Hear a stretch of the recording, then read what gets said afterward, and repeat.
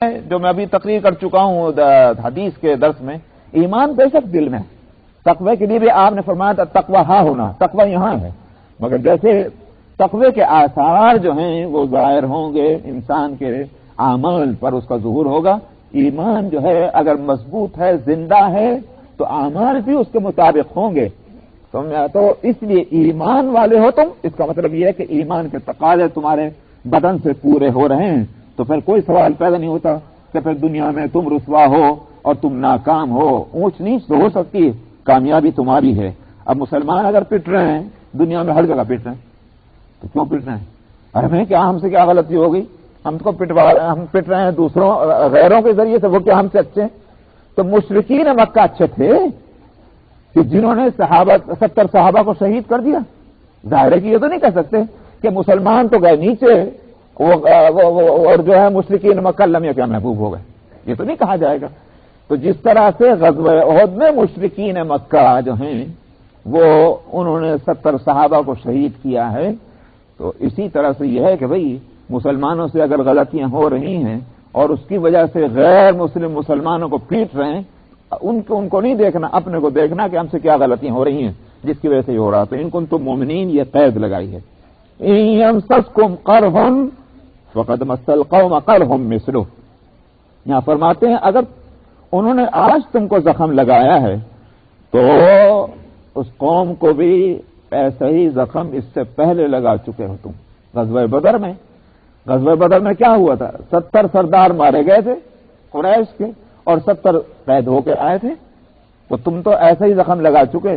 اب کیا ہے کہ تمہارے 70 مسلمان شہید ہوئے، تو اپنی خطا کو ضرور دیکھو، مگر یہ کہ اس کی وجہ سے بزدلی پیدا کرنا اپنے اندر، یہ اپنے ہاتھ اور پاؤں کو ڈھیلے چھوڑ دینا، یا یوں کہنا کہ یہ کہاں سے اور کس طرح ایسا ہو گیا، خطا ہوئی تم سے۔ حضرت عمر ابن خطاب رضی اللہ عنہ کا قول یہ ہے کہ انہوں نے فرمایا کہ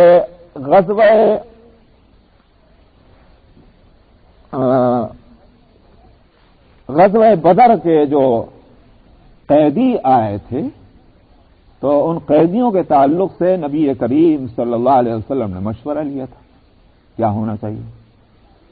تو کچھ لوگوں کی رائے یہ تھی کہ ان کی گردنیں اڑائی جائیں، اور یہ بڑے گندے لوگ ہیں، اور یہ کہ انہوں نے بڑا نقصان اسلام کو اور مسلمانوں کو اور پیغمبر اسلام کو پہنچایا، یہ بڑے پاجی ہیں، ان سب کی گردن اڑا دینی چاہیے، کفر کے سرغنے ہیں، جب تک کہ یہ رہیں گے اسلام کے راستے میں رکاوٹیں پیدا ہوں گی، تو یاد ان کو ختم کیا جانا چاہیے۔ ایک رائے حضرت عمر کی رائے بھی ایک، اور بعض دوسرے حضرات کی، لیکن بعض حضرات کی رائے یہ ہوئی جس میں ابو بکر صدیق بھی ہیں کہ یا رسول اللہ بے شک ان کی غلطیاں ہیں، مگر بہرحال ایک تو یہ کہ ان سے رشتہ داریاں بھی ہیں، آج نہیں تو کل ہو سکتا ہے کہ ان رشتوں کا خیال کریں اور یہ درست ہو جائیں، سنور جائیں، اور پھر یہ ہے کہ اگر یہ نہیں تو آگے چل کر کے ان کے اولاد میں ہو سکتا ہے کہ خیر پیدا ہو جائے، اور ان کو فدیہ لے کر چھوڑ دیں تو فدیے کی جو رقم آئے گی، اس وقت مسلمان بدحال ہیں اور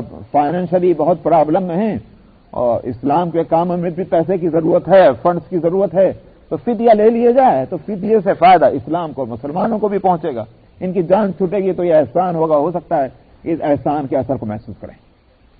تو یہ مشورے پر عمل ہوا۔ ظاہر ہے کہ وہ جو آیت ہے قرآن شریف میں سورہ انفال میں تو کے آخر میں، اس میں تنبیہ کی گئی، سورہ توبہ میں اس میں تنبیہ کی گئی کہ یہ کیوں ہوا، تم دنیا کے پیچھے پڑ گئے اور یہ دیکھا کہ مسلمانوں کو فنڈز کا فائدہ ہوگا، اسلام کے کاج کو اس سے فائدہ پہنچے گا، یہ دیکھا تم نے، حالانکہ کفر کا پہلے جو ہے سر نیچا ہونا چاہیے تھا۔ تو جو پلان جو ہے وہ تو یہ ہے، نہیں یہ کہ بھائی مسلمانوں کو فائنینشلی فائدہ ہونا چاہیے، یہ کیا چیز ہے، ان پر تمہاری نظر کہاں گئی؟ ہمارے فائنانس جو ہے اس کی اہمیت حق کے مقابلے میں، حق اور کفر کا جب مقابلہ ہو اس میں فائنانس کی کوئی قیمت نہیں۔ اللہ سبحانہ و تعالیٰ کے اختیار میں جس کو چاہے مالدار بنا دیں، جس کو چاہے غریب بنا دیں، وہ تو بہت ہلکی چیز ہے۔ نبی کو اس واسطے دنیا میں نہیں بھیجا جاتا کہ وہ اپنے ماننے والوں کو فائنینشلی اسٹرانگ کر دیں، اس واسطے نبی کو دنیا میں نہیں بھیجتے، بلکہ یہ کفر جو ہے وہ جو آزادی کے ساتھ دنیا میں اپنا راج کر رہا ہے اور ہر ایک جو ہے اس کے سامنے گردن جھکا رہا ہے، نبی کے بھیجے جانے کا مقصد یہ ہے کہ لوگوں کے سامنے حقیقت کھول دیں اور ان کو بتلا دیں کہ یہ حق ہے اور اس کے سامنے جھکو، نہ یہ کہ کفر کے سامنے۔ یہ ہے نبی کے بعثت کا مقصد۔ تو اس واسطے وہاں بڑی سخت تنبیہ ہوئی تھی، ما كان لنبي ان يكون له اسرى حتى يسخن في الارض تريدون عرض الدنيا والله يريد الاخره۔ تو نبی کے لیے مناسب نہیں تھی بات، آنے کے مشورہ اوروں نے دیا تھا، فیصلہ تو آپ نے کیا، تو فرمایا نبی کے لیے بات مناسب نہیں تھی کہ وہ ان کے پاس قیدی رہیں، یہاں تک کہ زمین میں جو ہے خوب اچھی طرح سے ان کو کفر کے سرغنوں کو کچل دیا جائے۔ یسخن سخن یسخنوں کے معنی یہ ہوتے ہیں اچھی طرح سے جو ہے ان کو ہلا دھلا دیا جائے۔ تريدون عرض الدنیا، تم دنیا کا ساز و سامان چاہتے، واللہ یرید الآخرہ، اللہ تو آخرت چاہتے ہیں۔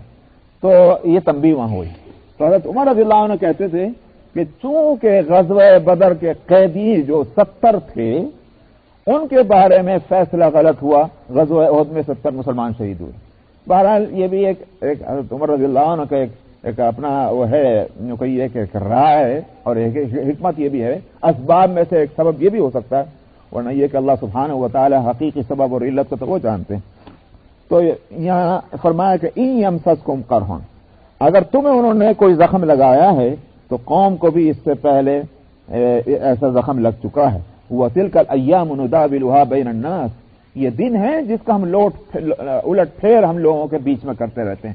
اس واسطے اگر غزوہ بدر میں جیت ہوئی، اس جیت کو بھی حق کے لیے معیار نہیں بنا سکتے، اور اگر احد میں جو ہے تھوڑی نقصان پہنچا، اس نقصان کو بھی جو ہے وہ حق اور باطل کا معیار نہیں بنایا جا سکتا۔ اصول رہیں گے، اب یہ اونچ نیچ یہ ہماری حکمتوں کے ساتھ ہے۔ یہ اسی کو کہا گیا کہ جو پہلی آیت میں چل پھر کر دیکھ لو دنیا میں کیا کچھ ہوتا رہا ہے۔ چنانچہ سن 5 ہجری کی صلح حدیبیہ کے بعد نبی کریم صلی اللہ علیہ وسلم کو اب یوں کہیے کہ کنسٹرکٹیو کام کرنے کا موقع ملا مدینہ منورہ میں۔ تو آپ نے یہ کیا کہ دوسرے مملکتوں کی طرف توجہ دی، دوسرے ملکوں کی طرف، اور آپ نے خطوط بھیجے۔ اس وقت کے 2 سپر پاور، ایک ویسٹرن بلاک روما کا اور ایک ایسٹرن بلاک فارس کا، ان کو بھی خط بھیجے، اور اسی طرح سے مصر کے جو حاکم تھا مقوقس، اس کو بھی خط بھیجا، اور اسی طرح نجاشی جو ایتھوپیا کا جو بادشاہ ہے اس کو بھی خط بھیجا۔ یہ حدیث جو ہے بخاری کے اندر موجود ہے۔ تو آپ نے خطوط بھیجے اس زمانے میں۔ تو جو روما کا جو بادشاہ تھا ہرقل، وہ اس کے نام خط بھیجا حضرت دحیہ کلبی رضی اللہ عنہ کے ساتھ کے ہاتھ آپ نے بھیجا یہ خط، اور حضرت دحیہ لے کر گیا، اور آپ نے فرمایا کہ بصرہ جو شہر ہے شام کا، ابھی بھی وہ یہ نام موجود ہے بصرہ، تو وہاں یہ خط لے کے جاؤ، وہاں کا جو حاکم اور گورنر ہے وہ اس تک یہ خط پہنچا، اور وہ خط جو ہے وہ بادشاہ ہرقل تک پہنچائے گا۔ وہ خط جو ہے وہ تمام حدیث کی کتابوں میں وہ خط موجود ہے، اور کہ آپ نے اس کو دعوت دی اسلام کی۔ جب وہ خط پہنچا تو خط کا مضمون جو تھا بہت مختصر، اور بھئی خط کے انداز سے معلوم ہو جاتا ہے کہ لکھنے والا جو ہے کس پائے کا آدمی ہے، خط کا انداز جو ہے وہ بتاتا ہے۔ تو خط کا انداز یہ کہ بہت کنٹرول ہے اپنی بات کے کہنے پر، اور کوئی کمزوری اور وہ نہیں ہے اس کے اندر، اور کوئی لالچ بھی نہیں ہے۔ سمجھ میں آیا؟ بادشاہ کو خط لکھا جا رہا ہے تو کس طرح کا خط ہوگا؟ اگر لالچی ہے تو لالچ ظاہر ہوگا، سمجھ میں آیا؟ اگر کوئی بزدل اور کمزور ہے تو بزدلی اور کمزوری اس میں ظاہر ہوگی، اور اگر کوئی سرکش ہے تو سرکشی اس میں آئے گی۔ لیکن خط میں کوئی اس طرح کی بات نہیں، بالکل ایک صاف اور کلیئر طریقے پر، اور حق کو اس میں واضح کیا اور حق کی دعوت دی تھی۔ اور اس لیے خط نے جو ہے وہ متوجہ کیا ہرقل کو، تو اس نے حکم دیا کہ یہ جس علاقے سے یہ خط آیا ہے اس علاقے سے تو لوگ تجارت کے لیے ادھر آیا کرتے ہیں، سیریا کے علاقے میں، فلسطین کے علاقے میں، تو لہذا دیکھو کوئی قافلہ آیا تو اس کو بلایا جائے تاکہ ہم اس کی تحقیق کریں۔ چنانچہ پتہ چلا تو وہ ابو سفیان سردار مکہ جو مسلمان نہیں ہوئے تھے انہی کا ایک قافلہ کیا ہوا تھا، چنانچہ وہ طلب کر لیا گیا، اور دربار میں وہاں بصرہ میں ہرقل کے پاس ان قافلے کو لایا گیا۔ تو ہرقل نے کہا تم میں لیڈر کون ہے؟ تو ابو سفیان کے بارے میں کہا کہ یہ لیڈر ہیں. انہوں نے کہا تم آگے کھڑے ہو جاؤ اور باقی پیچھے کھڑے ہو جائیں. تو اس نے اس لیے کہ بات تو ابو سفیان سے کرنی ہے مگر پیچھے وہ کھڑے ہونے کا مطلب یہ ہے کہ بھئی یہ غلط کیا ہے تو وہ ابھی پیچھے سنیں اس بات کو. چنانچہ باقی پیچھے ابو سفیان آ گئے. تو ہرقل نے پوچھا کہ یہ کون شخص ہے محمد؟ تو ابو سفیان نے کہا کہ قریشی ہیں، بنو ہاشم سے ہیں، اور جانتے ہو کہ ہاں ہم جانتے ہیں، خاندان کو بھی جانتے ہیں، گھرانے کو بھی جانتے ہیں، اور اس شخص نے نبوت کا دعویٰ کیا ہے. تو ابو سفیان مسلمان نہیں اور برابر اس کوشش میں لگے ہیں کوئی موقع مل جائے تو میں بھی اپنی چھوڑ دوں یہاں کسی طرح سے، مگر موقع ہی نہیں مل رہا. تو ابو ہرقل نے پوچھا کہ تمہارے اور جو سوالات ہوئے ان میں سے جس سوال کو مجھے یہاں نقل کرنا ہے وہ یہ، تو پوچھا کہ تمہارا ان کے ساتھ معاملہ کیا ہے، کوئی ٹکراؤ ہوا ہے؟ انہوں نے کہا ہاں ٹکر ہوئی ہیں، مقابلے ہوئے ہیں. کیا رہی صورت؟ تو ہرقل نے ابو سفیان نے کہا کہ وہ ڈول کی طرح تھا، کبھی ہم اوپر کبھی وہ اوپر. مطلب یہ ہے کہ جو بھی مقابلہ ہوتا رہا ہے اس میں یہی رہا، کبھی ہم جیتے کہ وہ بھی جیتے. بدر میں وہ جیت گیا، احد میں ہم وہ نہیں جیت سکے. تو یہ ڈول کا لفظ اس نے وہاں استعمال کیا تھا ابو سفیان نے کہ ڈول کی طرح ہے، کبھی وہ اوپر کبھی ہم اوپر. ہرقل نے یہ بات کہی کہ پچھلے انبیاء کے ساتھ بھی یہی ہوتا رہا. یہ اور باتوں کے ساتھ اس بات کا جواب بھی اس نے اسی طرح دیا. تو بہرحال ہرقل جو تھا ایسی تھوڑی تھا کہ بادشاہ تھے تو جو بادشاہ ہیں تو حالات سے تو بے خبر نہیں رہتے، تو ویسے بھی علم والا بھی تھا. اس نے یہ کہا کہ پچھلے انبیاء کے ساتھ بھی یہ ہوتا رہا ہے کہ مقابلہ جب ہوا دشمنوں سے تو کبھی تو ان کا پلہ بھاری ہوا، کبھی دشمنوں کا پلہ بھاری ہوا. تو نبی ہونے کے یہ معنی نہیں ہوتے کہ بس وہ ہمیشہ ہر جگہ جو ہیں وہی اونچے رہیں گے، یہ کبھی نہیں ہوتا. کیوں؟ اس واسطے کہ ایک تو اللہ کی حکمتیں ہیں، اور اگر اللہ تعالیٰ یہ نہ کریں تو پھر تو لوگ یوں سمجھیں گے نبی کی وجہ سے سارا کھیل ہے. یہ نبی نہیں تو پھر ظاہر ہے کہ ہمارے ہاتھوں پاؤں کے ہلانے سے کچھ نہیں ہوتا. اور نبی ہمیشہ دنیا میں رہ نہیں سکتے، دنیا کا مزاج ہی وہ نہیں کہ نبی ہمیشہ رہیں گے. کوئی چیز دنیا میں ہمیشہ نہیں رہے. کل من علیہا فان، اس زمین کے اوپر جو بھی رہنا ہے، جو بھی ہے وہ فنا ہونے کے واسطے. تو نبی بھی ہمیشہ دنیا میں نہیں رہ سکتے. اس لیے جب ہمیشہ نہیں رہیں گے تو جب تک نبی ہیں تو کامیابی ہو رہی، جب نبی چلے گا کہنے گا ہم کہاں کامیاب ہو جائیں گے، ہاتھ پاؤں ہلانے سے کوئی فائدہ نہیں. تو ظاہر ہے کہ یہ تو اللہ کا نظام اس طرح چلنے والا نہیں ہے. اس لیے یہ حکمت بھی ہے کہ اونچ اور نیچ ہونی چاہیے. پھر یہ کہ نبی تو بے شک موجود ہیں مگر نبی کے ساتھ والے تو ظاہر ہے کہ جو ہاتھ پاؤں چلا رہے ہیں، ہلا رہے ہیں، ان سے کوئی خطا ہو جائے تو خطا کا نتیجہ بھی تو سامنے آنا چاہیے. یہ بھی تو اللہ کا اصول ہے. حضرت آدم علیہ الصلوۃ والسلام سے خطا ہوئی تو یہ نہیں کہ چونکہ نبی ہیں ساری خطا چلو ہم نے سب بخشی، یہ نہیں. خطا کا اثر ظاہر ہوا کہ اب زمین پہ اتر جاؤ. تو اس واسطے اللہ کا ایک اصول ہے، ایک نظام ہے، اس نظام کو چلانا ہے. اس پر جن کی نظر ہوگی تو وہ پریشان نہیں ہوں گے کہ یہ کیا ہوا. تو مطلب یہی ہے کہ وَتِلْكَ الْأَيَّامُ نُدَاوِلُهَا بَيْنَ النَّاسِ، یہ دن ہیں کہ جن کو ہم لوگوں کے درمیان الٹ پھیر کرتے رہتے ہیں. یہ اللہ کا ایک نظام ہے. اس لیے کبھی ان کو زخم لگیں کبھی تم کو لگیں گے. وَلِيَعْلَمَ اللَّهُ الَّذِينَ آمَنُوا وَيَتَّخِذَ مِنكُمْ شُهَدَاءَ. اور یہ مصیبتیں کیوں آتی ہیں؟ اس کے ایک دوسرا یہ فلسفہ بھی ہے تاکہ اللہ جان لیں کہ ایمان والے کون ہیں. میں میٹھی میٹھی تو سبھی کے حلق کے نیچے سے اتر جاتی ہے، لیکن دیکھنا تو یہ ہے کہ جب کڑواٹ سامنے آئے تب کون اس کا ساتھ دینے تیار ہے اور تب کون وہاں کھڑا نظر آتا ہے. تو جو واقعی حق پسند ہوں گے، جو اللہ والے ہوں گے، وہی وہاں کھڑے ہوں گے، چاہے وہ پریشانی میں ہیں اور چاہے وہ آرام سے ہیں. لیکن آرام کے ساتھی اور تکلیف کے جو ساتھی نہیں ہیں ان پر کیسے اعتماد کیا جا سکتا ہے؟ تو اس واسطے تاکہ اللہ جان لے کہ ایمان والے کون، اور تم میں سے ہی اللہ شہید بنا لیں. شہید بنانے کے معنی کیا ہے؟ یہ تو یوں کہیے کہ شہید کے دو مطلب ہوتے ہیں. ایک تو ہوتا ہے کہ وٹنس جس کو کہتے ہیں گواہ، ایک معنی تو یہ ہو گیا وَيَتَّخِذَ مِنكُمْ شُهَدَاءَ. تو شاہد کی جمع بھی شہداء آتی ہے اور شہید کی جمع بھی شہداء آتی ہے. تو یہاں یا تو یوں کہیے کہ شاہد مراد ہے کہ تاکہ اللہ تم میں سے ہی شاہد بنا دیں. شاہد بنانے کے معنی یہی ہوں گے کہ جب اچھائی اور برائی ہوگی تو قیامت میں تم ہی لوگ جو ہیں وہ اس بات کی شہادت دو گے کہ ہاں فلاں نے یہ کام کیا اور فلاں نے یہ کام کیا اور فلاں نے یہ کام کیا. تو جیسا کہ حدیثوں سے بھی معلوم ہوتا ہے. تو یہ تو شاہد کی شہداء ہو گئے. اللہ تم میں سے شاہد بنانا چاہتے ہیں قیامت کے دن کے واسطے. دوسرے یہ شہید کی بھی جمع ہو سکتی ہے کہ یہ اگر ہمیشہ تم جیتے ہی رہو، کامیابی ہوتے رہو اور ایک زخم بھی تمہیں نہ لگے اور صرف کفاری مرتے رہیں تو آخر ہم نے شہادت کے لیے بھی تو کچھ درجہ رکھا ہے. تم کیا وہ شہادت کے اس رتبے بلند کو تم نہیں سمجھتے؟ وہ بھی تمہارے لیے ایک فائدہ ہے. کافر مرتا ہے تو وہ جہنم میں جائے، لیکن ایک مومن راہ حق میں مرتا ہے، اس کا مرنا نہیں ہے، بلکہ یہ کہ وہ تو زندگی اس کو ملی ہے واقعتاً، اس زندگی پر ہزار زندگیاں دنیا کی قربان. یہ شہادت کا درجہ اتنا اونچا.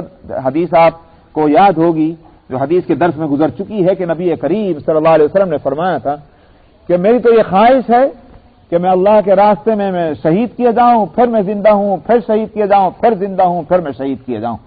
تو یہ نبی کریم صلی اللہ علیہ وسلم کی یہ جو آپ کا فرمانا ہے کہ مجھے یہ پسند ہے، ظاہر ہے کہ شہادت کا رتبہ جو ہے بہت اونچا اس واسطے آپ نے فرمایا. تو اس لیے شہید کی جمع بھی شہداء ہو سکتی ہے. تم پریشان کیوں ہوتے ہو؟ تم میں کچھ شہید ہوئے، نقصان کیا ہوا؟ ان کا درجہ اللہ کے یہاں تو بہت بلند ہے. واللہ لا يحب الظالمین، اور اللہ ظالموں کو پسند نہیں کرتے. اس لیے جب یہ ظالم ہیں تو ان کی کامیابی کا یہ معنی ہرگز نہیں سمجھے جائیں کہ بس اب اللہ کے یہاں یہ مقبول ہو گئے. یہ ہرگز نہیں ہے. ظالموں کو اللہ پسند نہیں کر سکتے. وَلِيُمَحِّصَ اللَّهُ الَّذِينَ آمَنُوا وَيَمْحَقَ الْكَافِرِينَ، اور تاکہ اللہ ایمان والوں کو صاف ستھرا کر دے، ان کے اندر جو کمی اور کمزوریاں ہیں وہ دور کر دے اور کافروں کو مٹا دے.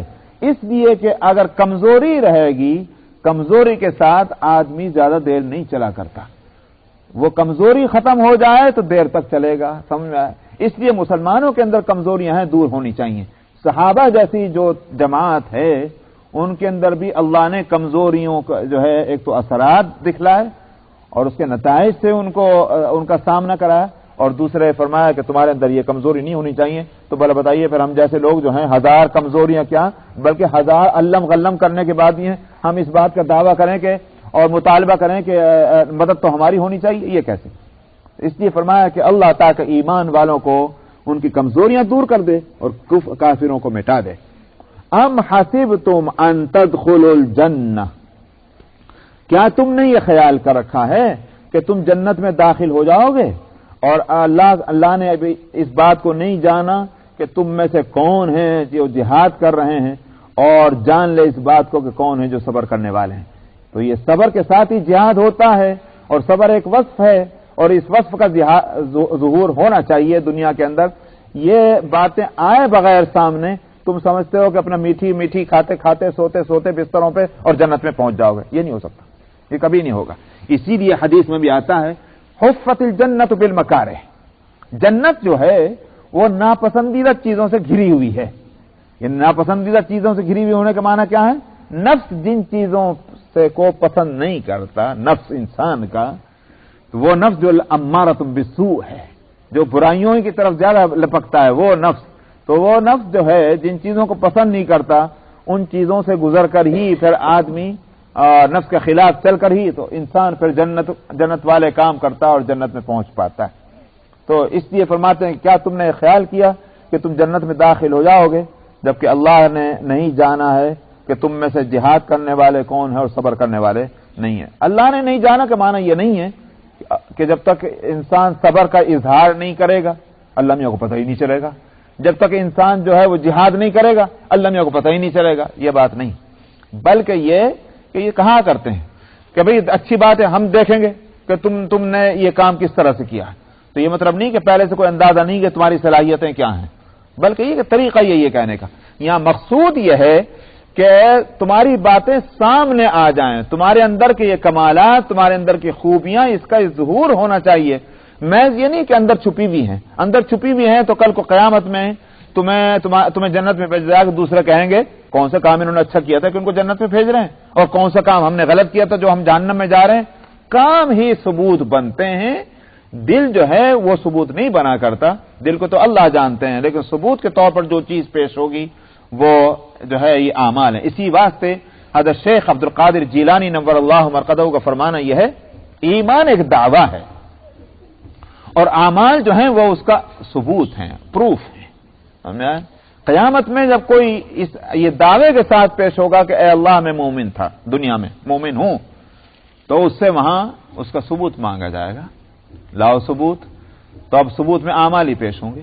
اسی بات سے میں نے کتنی مرتبہ اس بات کو کہا ہے کہ قبر میں جو ہے وہ اعمال نہیں پوچھیں گے، وہاں تو فرشتوں سے واسطہ ہے، تو فرشتے آئیں گے اس کی نیشنلٹی پوچھنے کے واسطے میں، تم ہو کون؟ تو وہاں تو دیکھا جائے گا ایمان ہے یا نہیں ہے، من ربک وما دینک وماذا تقول لہذا الرجل، 3 سوال ہوں گے، تیرا رب کون ہے، تیرا دین کیا ہے، اور اس ہستی اور شخصیت کے بارے میں تو کیا کہتا ہے۔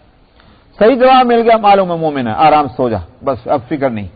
لیکن اگر انہی 3 جوابوں میں کہیں غلطی کر رہا ہے تو معلوم ہوا کہ مومن نہیں، وہیں سے جو ہے اس کے ساتھ جو ہے شروع ہو جائے گا کہ بھئی مجرم ہو تم۔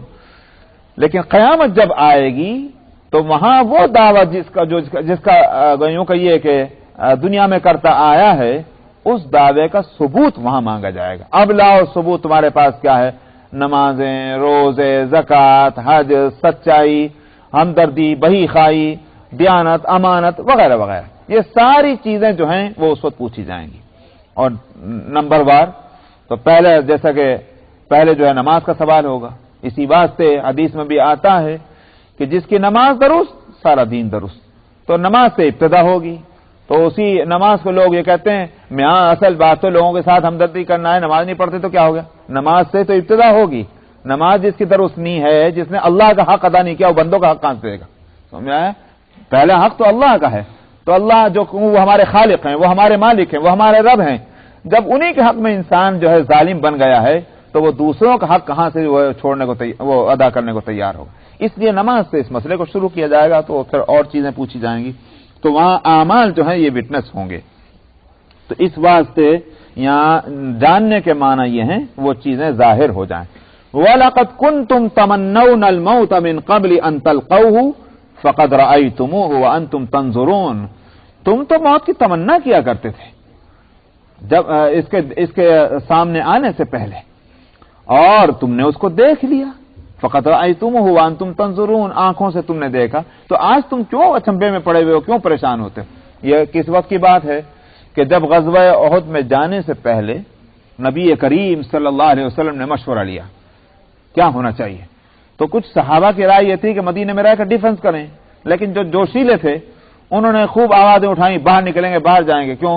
ان کا خیال یہ تھا کہ ہم نے جو ہے وہ بدر کے میدان میں جو کچھ کیا ہے، اب ذرا اور ہم ہمت کے ساتھ کام لیں گے، اور جو بدر میں نہیں جا سکے تھے کسی بھی وجہ سے، وہ تیار ہو رہے تھے، ان میں جوش آ رہا تھا کہ اب کے ذرا ہم ان کو اچھی طرح مزہ چکھائیں گے، یہ جو 1 سال کے بعد فوراً جو چلے آ رہے ہیں مکے والے، ان میں وہ جوش تھا۔ تو جہاد میں جانے کی جو آرزو کی تھی، تو جہاد میں اس لیے تھوڑی گئے تھے کہ مٹھائی بٹے گی وہاں تو اس لیے جانا ہوتا ہے کہ بھئی آدمی پہلے اپنی جان کو نذرانہ پیش کرنے کو تیار ہے۔ تو اس واسطے جب تم خود تمنا کر رہے تھے کہ ہم جائیں گے اور وہاں جو ہیں ہتھیار ہمارے ہاتھوں میں ہوں گے، دشمن ہمارے سامنے ہوگا، اور ہم ذرا ہمت سے مقابلہ کریں گے، تو موت کی تمنا تو کر رہے تھے تم، اب موت سامنے آ گئی اور اس کو آنکھوں سے دیکھ لیا، تو پھر اب کیوں تم اب پریشان ہو؟ اس لیے فرماتے ہیں کہ تم تو تمنا کر رہے تھے۔ وما محمد الا رسول، اسی طرح سے نبی کریم صلی اللہ علیہ وسلم کا زخمی ہونا، کہ جب آپ زخمی ہو گئے اور یہ ہوا کہ شہرت یہ کر دی گئی اس منافقین کی طرف سے کہ نبی کریم صلی اللہ علیہ وسلم تو شہید ہو گئے، ابن قمیہ نے جو پتھر مارا تو وہ پتھر جو ہے وہ جا کے لگا آپ کی پیشانی پر، خود کے اوپر، تو خود کی کڑیاں جو ہیں وہ پیشانی کے اندر گھس گئیں، اور جس سے خون جو ہے وہ پوری تیزی کے ساتھ نکلنا شروع ہوا کہ خون بند نہیں ہو رہا تھا۔ اور پھر حضرت فاطمہ رضی اللہ عنہ حاضر ہوئیں، اور انہوں نے ایک چٹائی جو ہے وہ حسیر وہ جلا کر کے اور اس کی راکھ کو اس کے اندر بھرا، تو خون رکا، اور کپڑے پھاڑ کر کے وہ آپ نے ان سے پٹی کی، تو یہ زخمی آپ ہوئے، اور پھر گر گئے جب آپ ایک گڑھے میں، تو اس نے ابن قمیہ نے مشہور کر دیا کہ وہ تو آپ شہید ہو گئے۔ تو ظاہر ہے کہ صحابہ کے واسطے یہ خبر جو تھی وہ بہت تکلیف دہ تھی۔ ایک تو یہ ہوتا ہے کہ آپ کے ساتھ محبت تھی جس میں کوئی شک اور شبہ ہی نہیں، اور جس سے محبت ہوتی ہے اس کے تعلق سے آدمی یہ سوچنے کو بھی تیار نہیں ہوتا کہ ان کا بھی کوئی وقت ایسا آنے والا ہے. سمجھ میں آیا؟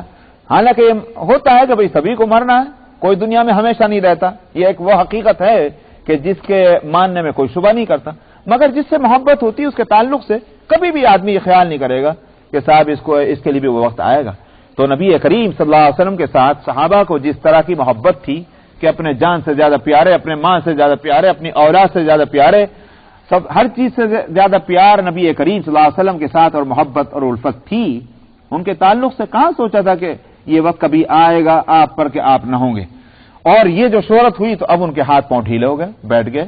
ویسے بھی جیسے میں نے پہلے کہا تھا کہ بھئی کسی ملٹری کا اور لشکر کا اگر کمانڈر ان چیف مارا جائے تو پھر لشکر کہاں ٹھہرتا ہے، وہ تو خود ہی بھاگ کھڑا ہوتا ہے.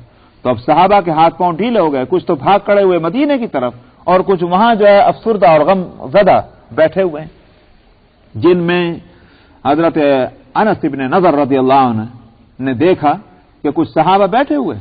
پوچھا کیا ہو گیا، ما بالک، تم لوگوں کا کیا حال ہے، کیوں بیٹھے وہ اس طرح؟ تو انہوں نے کہا کہ رسول اللہ صلی اللہ علیہ وسلم نہیں ہے تو اب ہم کیا کریں. تو انہوں نے کہا کہ رسول اللہ نہیں ہے تو ہم ہی کیا کہنے رہ کر، بھائی جس مقصد کے لیے رسول اللہ گئے اس مقصد کے لیے ہم کو بھی جانا ہے. مطلب یہ ہے کہ ہم ہی زندہ رہ کے کیا کریں گے. اب ان کو بھی سمجھ میں آئی بات ٹھیک کہہ رہے ہیں، اگر آپ شہید ہو گئے تو ہم زندہ رہ کے کیا کرنا ہے پھر ہم کو. تو اٹھو، پھر ان میں ہمت پیدا ہوئی اور وہ کھڑے ہو گئے اور پھر اس ہمت کے ساتھ مقابلہ کرنے کے لیے جڑنے کی کوشش کرنے لگے. تو یہ جو کیفیت تھی کہ نبی کریم صلی اللہ علیہ وسلم زخمی ہونا، اس کی بھی یہاں فرما رہے ہیں کہ تمہارے اوپر جو یہ حالت پیدا ہوئی ہے یہ کیسے ہوا. ٹھیک ہے نبی زخمی ہو گئے اور ٹھیک ہے کہ یہ خبر اڑی کہ نبی شہید ہو گئے، مگر کیا اگر یہ بات ہے کہ نبی شہید ہو جائیں اور ان کا انتقال ہو جائے تو تم کیا کرو گے؟ آج تو یہ خبر غلط تھی لیکن کل کو اگر خبر صحیح ہوگی تو پھر کیا کرو گے تم؟ اس سے ایک بات معلوم ہوئی کہ نبی کریم صلی اللہ علیہ وسلم کا زخمی ہونا اس میں بھی حکمت تھی اللہ سبحانہ و تعالیٰ کی. میرا خیال یہ ہے کہ میں یہ مضمون وہ ہے کہ جس پہ مجھے یاد دلا دیا جائے آئندہ ہفتے تو میں انشاءاللہ اس پر میں کچھ اور کہوں گا، اور وہ تقریباً اس میں ہو سکتا ہے کہ 8-10 منٹ لگ جائیں، اب اتنا وقت نہیں ہے، تو اس لیے مجھے آئندہ ہفتے یاد دلا دیجیے کہ بھئی کیا مضمون چل رہا تھا انشاءاللہ. سورہ آل عمران آیت نمبر 144. اعوذ باللہ من الشیطان الرجیم، بسم اللہ الرحمن الرحیم. وما محمد الا رسول قد خلت من قبله الرسل أفإن مات أو قتلا انقلبتم على أعقابكم ومن ينقلب على عقبيه فلن يضر الله شيئا وسيجزي الله الشاكرين. وما كان لنفس أن تموت إلا بإذن الله كتابا مؤجلا ومن يرد ثواب الدنيا نؤته منها ومن يرد ثواب الآخرة نؤته منها وسنجزي الشاكرين. وكأي من نبي قاتل معه ربيون كثير فما وهنوا لما أصابهم في سبيل الله وما ضعفوا وما استكانوا والله يحب الصابرين. وما كان قولهم إلا أن قالوا ربنا اغفر لنا ذنوبنا وإسرافنا في أمرنا وثبت أقدامنا وانصرنا على القوم الكافرين فآتاهم الله ثواب الدنيا وحسن ثواب الآخرة والله يحب المحسنين يا أيها الذين آمنوا إن تطيعوا الذين كفروا يردوكم على أعقابكم فتنقلبوا خاسرين بل الله مولاكم وهو خير الناصرين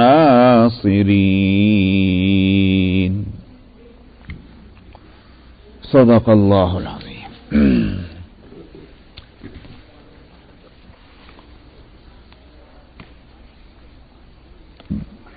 فرماتے ہیں کہ محمد صلی اللہ علیہ وسلم رسول ہی تو ہیں، الا رسول، بس رسول ہیں. یعنی بس رسول ہیں کہ معنی یہ ہیں کہ خدا نہیں ہے، فرشتے نہیں ہیں، رسول ہیں. تو اس رسول ہونے کی صورت میں یہ سمجھنا کہ ان کو پھانس بھی نہیں چبھے گی، ان کو بھوک بھی نہیں لگے گی، ان کو پیاس بھی نہیں لگے گی، ان کو گرمی بھی نہیں لگے گی، ان کو سردی بھی نہیں لگے گی، ان کو رنج بھی نہیں ہوگا، دکھ بھی نہیں ہوگا، یہ ہمیشہ زندہ رہیں گے، کبھی موت نہیں آئے گی. یہ ساری باتیں یہ تو اللہ کی صفت ہے. یا فرشتوں کے لیے کہہ سکتے ہیں کہ بھائی ان کو سردی گرمی نہیں لگتی، ان کو بھوک پیاس نہیں لگتی. یہ نہ تو ہم نے کبھی یہ کہا کہ محمد صلی اللہ علیہ وسلم یہ فرشتے ہیں، ہم نے کبھی نہیں کہا کہ یہ خدا ہیں، نہ انہوں نے دعویٰ کیا. اس واسطے اس وقت جو یہ صورت ہوئی کہ ان کے شہادت کی خبر اگرچہ وہ غلط ہی تھی، لیکن اس خبر کا ایک طبعی اثر ہونا تو الگ بات ہے، لیکن اپنا پروگرام ہی بدل دینا کہ جس دین کے جھنڈے کو اونچا رکھنے کے لیے جدوجہد ہو رہی تھی، اب وہ جدوجہد اور کوشش ہی ملتوی ہو جائے، اس کو ختم ہی کر دیا جائے، اس کے کیا معنی؟ تو دین تو اللہ کے واسطے، اور اللہ جو ہیں وہ الحی القیوم ہے. تو جب وہ زندہ ہیں تو ان کا دین بھی زندہ رہے گا، اور اس کے دین کے واسطے کوششیں برابر رہیں گی، نبی ہوں یا نہ ہوں. تو یہ ایک بات یہاں کہنی مقصود ہے. لیکن میں نے کہا کہ اس سے یہ بات معلوم ہوئی کہ یہ آیتوں کا اس وقت اتارنا یہ اس وجہ سے ہوا کہ اس وقت تو خبر جھوٹی نکلی، لیکن ایک وقت تو آئے گا کہ یہ خبر بھی سچی ہوگی کہ آپ کا انتقال ہوا وہ ہوگا. تو تب تو تم بالکل واقعی ہاتھ پہ ہاتھ رکھ کے بیٹھ جاؤ گے، سارا کام چھوڑ دو گے. تو یہ تو ہمارا مقصد نہیں ہے. اس پہ میں یہ کہہ رہا تھا کہ آپ کا اس طرح سے زخمی ہونا یا آپ کا اس طرح سے گر جانا غزوہ احد میں، تو اس سے معلوم ہوتا ہے ان آیتوں میں غور کرنے سے اس میں بھی اللہ سبحانہ و تعالیٰ کی حکمت تھی. جیسے خود غزوہ احد میں ناکامی ہونا، کامیابی کے بعد ناکامی ہو جانا، اس میں بھی حکمت ہے اللہ سبحانہ و تعالیٰ کی. اس کو کئی جگہ بتلایا جا رہا ہے، وہ آئیں گی آیتیں تو میں انشاءاللہ اس وقت بتلاؤں گا. اس وقت تو نبی کریم صلی اللہ علیہ وسلم کے بارے میں یہ کہ آپ کا زخمی ہونا بھی اس میں ایک حکمت ہے. اور حکمت یہی تھی کہ صحابہ کو گویا اس کا بھی ایک تجربہ ہو جائے. ایسی صورت جب پیش آئے کہ نبی نہ ہوں تو ہم کو کیا کرنا ہے. کیونکہ اگر اچانک وہ صورت پیش آ جاتی حقیقتاً کہ نبی کریم صلی اللہ علیہ وسلم کی وفات ہو جائے جس کے لیے صحابہ تیار نہ ہوں، اور پھر ایسا ہوتا جیسا اس وقت صحابہ کی حالت ہوئی ہے کہ ہاتھ پہ ہاتھ رکھ کے بیٹھ گئے، تو ان کے ہاتھوں کو کون اٹھانے والا ہوتا؟ خود ان کو کون کھڑا کرنے والا ہوتا؟ ظاہر بات ہے کہ پھر تو نبی ایسا یہ کام کر سکتے ہیں، اور نبی کو دنیا سے جانے کے بعد پھر تو واپس آنا ہے نہیں۔ اس لیے یہ ایک تجربہ کرایا گیا کہ تاکہ صحابہ اس وقت کے لیے تیار ہو جائیں کہ جب کہ نبی کریم صلی اللہ علیہ وسلم دنیا سے پردہ فرمائیں گے تو اس وقت ایسا ہونا چاہیے کہ چلتی ہوئی گاڑی روکنے نہ پائے، اور جو کام جس طرح ہو رہا ہو اسی طرح ہو۔ تو یہ حکمت ہے۔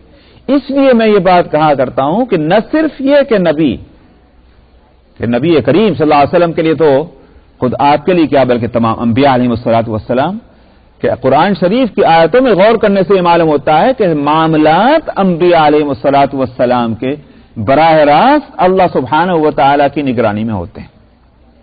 یوں تو سارے معاملے، سارے دنیا کے سارے کام کہ لا يسقط من ورقة الا لا تسقط من ورقة الا يعلمها ولا حبة في ظلمات الارض ولا رطب ولا يابس الا في كتاب مبين، کہ ایک درخت کا ایک پتا بھی نہیں گرتا اور ایک دانہ جو ہے وہ کسان کے ہاتھ سے گر کر کے وہ زمین کے تہوں میں نہیں گھستا مگر اللہ کے علم ہے وہ، اور وہ بھی علم میں آنا اس کا ایسا نہیں کہ واقعے کے بعد بلکہ پہلے سے کتاب میں لکھا ہوا ہے کہ فلاں وقت میں فلاں درخت کا فلاں پتا گرے گا اور فلاں وقت میں فلاں دانہ جو ہے وہ زمین کے تہوں میں گھسے گا۔ یہ پہلے سے اللہ نے کتاب میں لکھ رکھا ہے، تو اس کا علم جو ہے وہ ایسا۔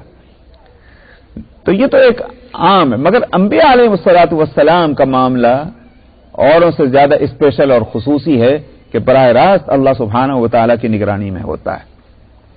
موسیٰ علیہ الصلوۃ والسلام کے لیے مثلاً یہ سورہ طٰہٰ میں فرمایا گیا وَلِتُصْنَعَ عَلَىٰ عَيْنِي، کہ یہ جو کچھ تمہارے ساتھ معاملہ کیا جائے، صاحب پیدا ہوئے اور اس وقت پیدا ہوئے جبکہ فرعون کا فیصلہ دربار سے نافذ ہو چکا ہے کہ اسرائیلیوں کے بچوں کو مارنا ہے، لڑکوں کو مار دینا ہے پیدا ہونے کے ساتھ ہی، لڑکیوں کو زندہ چھوڑنا ہے۔ 1 سال یہ ہوگا اور 1 سال جو ہے وہ لڑکوں کو بھی رہنے دیا جائے گا۔ موسیٰ علیہ السلام کی پیدائش اس سال میں ہوئی جس سال لڑکوں کو مارا جانا ہے اور مارا جا رہا ہے، اس سال نہیں پیدا ہو رہے ہیں کہ جس سال لڑکوں کو چھوڑا جا رہا ہے۔ عجیب اللہ کا معاملہ۔ تو صاحب اب ظاہر ہے کہ خطرہ تو ہے، پتہ چلا تو یہ مارے جائیں گے، اب ماں پریشان ہے کیا کیا جائے، پتہ چل جائے گا اور پتہ چلے گا تو بچہ میری گود سے جائے گا، کس کی مامتا اس کو گوارا کرے گی؟ اوپر سے حکم یہ آیا وَأَوْحَيْنَا إِلَىٰ أُمِّ مُوسَىٰ أَنْ أَرْضِعِيهِ، ہم نے موسیٰ کی طرف موسیٰ کی ماں کی طرف پیغام بھیجا دودھ پلاتی رہے۔ فَإِذَا خِفْتِ عَلَيْهِ، جب تجھے خوف ہو ڈر لگے کہ اب یہ راز کھلا اور پکڑا جائے گا تو فَإِذَا خِفْتِ عَلَيْهِ فَأَلْقِيهِ فِي الْيَمِّ، سمندر میں ڈال دے لے جا کے اس کو، وَلَا تَخَافِي۔ لو اب اس سمندر میں اس کا مطلب یہ ہے کہ وہ تو اس وقت تو مرتا دشمنوں کے ہاتھ سے، یہ اللہ میاں کو حکم ملا تو ہی ڈال دے سمندر میں، تو لے جا کر مار ڈال، تو یہ عجیب حکم ہے۔ فَأَلْقِيهِ فِي الْيَمِّ وَلَا تَخَافِي وَلَا تَحْزَنِي، نہ تو خوف کرنا نہ غم کرنا، إِنَّا رَادُّوهُ إِلَيْكِ، ہم اس کو لوٹا کے لائیں گے تیرے پاس، وَجَاعِلُوهُ مِنَ الْمُرْسَلِينَ، اور اس کو ہم پیغمبروں میں بنائیں گے۔ تو اس کے لیے جو یہ سورہ قصص کی آیت ہیں، مگر سورہ طٰہٰ میں فرمایا کہ وَلِتُصْنَعَ عَلَىٰ عَيْنِي فَأَلْقَيْتُ عَلَيْكَ مَحَبَّةً مِّنِّي وَلِتُصْنَعَ عَلَىٰ عَيْنِي، ہم نے اپنی طرف سے محبت تیرے اوپر ڈال دی کہ جو دیکھے 100 جان سے نثار ہو۔ چنانچہ وہ دشمنوں نے بھی دیکھا تو ارادہ ملتوی کر دیا قتل کرنے کا، حالانکہ نشانات سے پتہ چل رہا ہے، آثار سے علامتوں سے پتہ چل رہا ہے کہ یہ بچہ جو ہے یہ اپنی قوم کا نہیں، یہ اسرائیلیوں کا لگتا ہے، مار دینا چاہیے، فیصلہ یہ ہے کہ مارا جائے۔ لیکن یہ کہ القیت علیک محبۃ، ہم نے اپنی طرف سے محبت ڈال دی، اب جو دیکھے مارنے کو تیاری نہ ہو، سینے سے لگا رہا ہے۔ تو فرمایا وَلِتُصْنَعَ عَلَىٰ عَيْنِي، اس کے بعد جو کچھ تمہاری پرورش ہو وہ ہماری نگرانی میں ہو۔ تو یہ ہے خاص لفظ کہ ہماری نگرانی کا۔ اسی طرح سے نوح علیہ الصلوۃ والسلام کو جب یہ فیصلہ ہو گیا کہ اب ان کی قوم پر عذاب آنا ہے اور حکم ہوا کہ وَاصْنَعِ الْفُلْكَ، اب تم بوٹ بناؤ تیار کرو، تو اب بوٹ، نوح علیہ السلام کون سے کارپینٹر تھے، یا کہیں سمندر کے کنارے رہتے تھے کہ جو یوں کہیے کہ مچھلی والوں سے اور مچھیروں سے اور ان سے سمندروں میں چلنے والوں سے دوستیاں ہوں کہ ان کے طریقے معلوم ہوں؟ کچھ نہیں. کیسے بنائیں گے بوٹ؟ فرمایا وَاصْنَعِ الْفُلْكَ بِأَعْيُنِنَا وَوَحْيِنَا، تم کشتی بناؤ ہماری نگرانی میں اور ہماری ہدایت کے مطابق. بِأَعْيُنِنَا، ہماری آنکھوں میں، تو نگرانی ہے. تو انبیاء علیہ الصلوۃ والسلام کے کام جو ہیں وہ خاص طور پر اللہ سبحانہ و تعالیٰ کی نگرانی میں ہوتے ہیں. تو نبی کریم صلی اللہ علیہ وسلم تو سید الانبیاء ہیں، ظاہر ہے کہ آپ کے معاملات کی نگرانی وہاں سے کیسے نہ ہوتی ہوگی. یہ بات اگر ذہن میں رہے تو پھر بہت سے چیزیں سمجھ میں آ جاتی ہیں کہ آخر ازواج مطہرات امہات المومنین ہیں، اور خود ان کے رتبے کی بلندی کو اللہ سبحانہ و تعالیٰ نے مثلا قرآن حکیم میں خود فرمایا ہے النبی اولی بالمؤمنین من انفسہم وازواجہ امہاتہم، کہ ان کی بیویاں جو ہیں وہ امت کے اور مومنین کی مائیں ہیں. تو اور پھر یہ کہ یہ درجہ کہ نبی کریم صلی اللہ علیہ وسلم کو یہ ہدایت ہے کہ لا تنکحوا ازواجہ من بعدی ابدا، کہ اب نبی کریم صلی اللہ علیہ وسلم کے وصال کے بعد کوئی ان کی بیویوں سے شادی نہیں کر سکتا. وہ آپ کی بیویاں تھیں، وہ آپ ہی کی بیویاں ہوں گی. یہ نہیں دنیا کے واسطے تو یہ ہے کہ اگر ایک کا انتقال ہو جائے تو اس کی بیوی سے کوئی دوسری شادی کر سکتا ہے، سمجھ میں ہے. لیکن محمد صلی اللہ علیہ وسلم کی بیویوں کے ساتھ یہ معاملہ نہیں ہوگا. کیوں؟ اس واسطے کہ جب ان کو ہم نے ماں کہہ دیا، اگرچہ حقیقی مائیں نہیں ہیں جس کا خون سے رشتہ ہو، مگر خون کے رشتے ہیچ ہیں اس رشتے کے مقابلے میں جو امت کا نبی کے ساتھ ہے. اس واسطے ان سے نکاح نہیں ہو سکتا، یہ نبی کی حرم ہے بس. تو اتنے رتبے کی جن کی بلندی ہو کہ قرآن نے بھی اس کو ایک طرح سے باخبر کیا ہم کو اس سے، تو ان ازواج کے معاملات ہم دیکھتے ہیں تو بعض دفعہ ایسا لگتا ہے کہ بھئی اور عورتوں میں اور گھرانوں میں اور فیملیز میں جو باتیں ہیں وہ تو وہی باتیں تو وہاں بھی پائی جاتی ہیں. بھئی کیا ہے؟ شوہر اور بیوی کا جھگڑا ہے، کہنے میں جھگڑا ہے، خرچے کا جھگڑا ہے، پہننے کا جھگڑا ہے، کھانے کا جھگڑا ہے، فلاں اس طرح کی باتوں کا. تو یہ جھگڑے کوئی اچھے جھگڑے نہیں سمجھے جاتے، اگرچہ عام ہیں مگر یہ سمجھا جاتا ہے کہ کوئی اعلیٰ بات نہیں ہے. اعلیٰ بات تو یہ ہے کہ بے راضی برضا ہو جاؤ، حالات پہ راضی ہو جائیں. ہم دیکھتے ہیں کہ یہ جھگڑا تو ازواج مطہرات میں ہے. چنانچہ جنہوں نے سورہ احزاب پڑھی ہوگی ان کے سامنے وہ مسئلے ہوں گے کہ ازواج مطہرات نے نبی کریم صلی اللہ علیہ وسلم سے مطالبہ کیا کہ آخر اوروں کو مل رہا ہے، اب مال کی وہ تنگی نہیں رہی مدینے میں جو پہلے تھی، تو کیا وجہ ہے کہ پھر اوروں کو تو دیا جائے اور ہمارے یہاں ویسی کی ویسی تنگی ہے جو شروع میں تھی، تو ہمارے بھی خرچے میں اضافہ ہونا چاہیے. یہ مطالبہ ہے. ایک طرح سے دیکھا جائے تو جو مطالبہ معقول بھی ہے کہ جب ہم شریک حال ہیں تنگی میں مسلمانوں کے تو خوشحالی میں بھی ہماری شرکت ہونی چاہیے کہ صاحب اگر مال ان کو مل رہا ہے تو ہم کو بھی مل رہا ہے، جب نہیں تھا لیکن ہے تو اگر ان کو ملے تو ہم کو بھی ملے. مطالبہ ایک طرح سے درست تھا، مگر ایک نوعیت دوسری یہ ہے کہ کیا نبی کریم صلی اللہ علیہ وسلم کی آنکھیں بند ہیں؟ کیا آپ نہیں سمجھتے ان باتوں کو؟ لیکن اگر آپ خود دوسروں کو دے رہے ہیں اور اپنے گھر والوں کو نہیں دے رہے ہیں، کوئی اس میں حکمت ہوگی اور مصلحت ہوگی. اس بات کو نہیں سوچا گیا تو مطالبہ کیا. آپ چونکہ بالارادہ اس حالت کو گوارا کیے ہوئے تھے، اس واسطے آپ کے لیے یہ مطالبہ تکلیف دہ ہوا. اور پھر بھی دیکھیے آپ، یہ جو میں کہتا ہوں کہ آپ کے پیغمبر کے معاملات جو ہیں ان کی نگرانی اللہ سبحانہ و تعالیٰ کی طرف سے ہوتی. آپ نے خود نہیں کوئی فیصلہ سنا دیا، خاموشی اختیار کر لی اور ایک طرح سے بے تعلقی اختیار کر لی. ہو سکتا ہے کہ وہ بے تعلقی بھی اللہ سبحانہ و تعالیٰ کے حکم سے ہو. آپ طرح سے بے تعلق ہو گئے، کھنچ گئے، اور وہ جو جس طرح سے ایک بے تکلفی کا ربط تھا ایک شوہر اور بیوی کی طرح سے، وہ ربط آپ نے اس میں تھوڑا سا ریزرویشن کر لیا. 1 مہینہ اسی حالت میں گزر گیا. اب آیتیں اتری ہیں. تو آیتیں اتری یا ایھا النبی قل لازواجک ان کنتن تردن الحیات الدنیا وزینتها فتعالین امتعکن واسرحکن سراحا جمیلا. اے نبی آپ اپنی بیویوں سے کہہ دیجئے اگر تم دنیا کی زندگی اور اس کی زیب و زینت اور اس کی چمک دمک تم چاہتی ہو، آؤ میں تمہیں مال دے کر کے اور اچھی طرح سے تمہیں رخصت کر دوں، جاؤ تم دنیا میں رہنا چاہتے ہو جاؤ۔ یہاں سے خود ہی سمجھ میں آ گیا کہ مال کی کوئی حیثیت نہیں ہے۔ اگر مال نہیں ہے اس واسطے نبی نہیں دے رہے تو اب کیسے کہا جا رہا کہ آؤ تمہیں مال دے کر رخصت کر دوں؟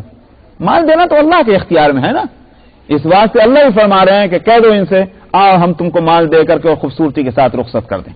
وَإِن كُنتُنَّ تُرِيدْنَ اللَّهَ وَرَسُولَهُ، اور اگر تم اللہ کو اور اس کے رسول کو والدار الآخرہ اور دار آخرت کو چاہتی ہو، فَإِنَّ اللَّهَ أَعَدَّ لِلْمُحْسِنَاتِ مِنْكُنَّ أَجْرًا عَظِيمًا، تو پھر اللہ نے تم میں سے جو نیک بیویاں ہیں ان کے واسطے تو بہت بڑا اجر تیار کر کے رکھا ہوا ہے۔ یہ آیت اتری۔